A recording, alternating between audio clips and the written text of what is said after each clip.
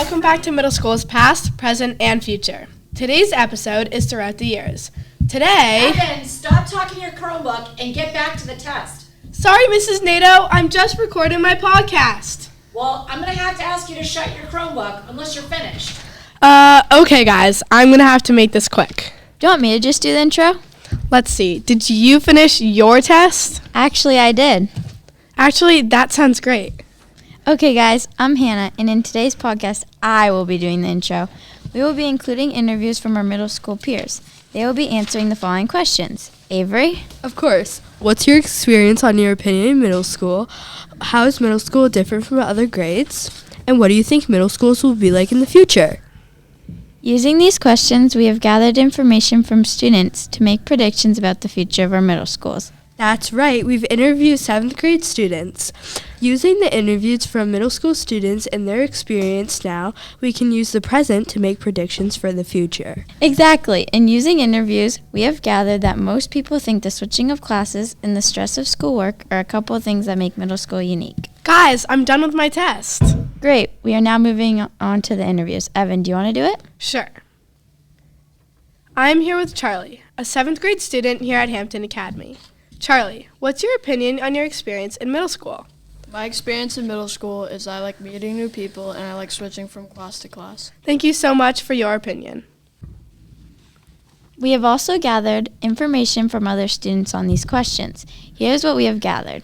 7th grade students Dylan and Jude shared a similar theme to this question. They both thought that middle school can be hard, but you have to persevere and find things you enjoy. Our next question is, how is middle school different from other grades? Here's Avery with the interview. I'm here with Joya, a 7th grade student here at Hampton Academy. Joya, how is middle school different from other grades? What makes middle school different from other grades is it is more independent because you can switch classes by yourself and get more freedom now that you are older. Thank you for your opinion, Joya. Here's what we have gathered from other students on this question. Other 7th grade students, Taylor and Jake, said it's the in-between year. You're learning to be more independent and responsible. Also, middle schools are more strict with the amount of privileges that the students can have. Here's Hannah with the last question. I'm here with Leah, a 7th grade student here at Hampton Academy. Leah, what do you think middle schools will be like in the future? I think middle schools in the future will have a new focus point for learning. I think schools will emphasize computers and knowing how to code. I think middle schools will stop teaching kids good handwriting because everything will be on computers. Finally, I think that instead of going on field trips, we will use Oculuses. That way, we can go all over the world. Thank you so much for having me.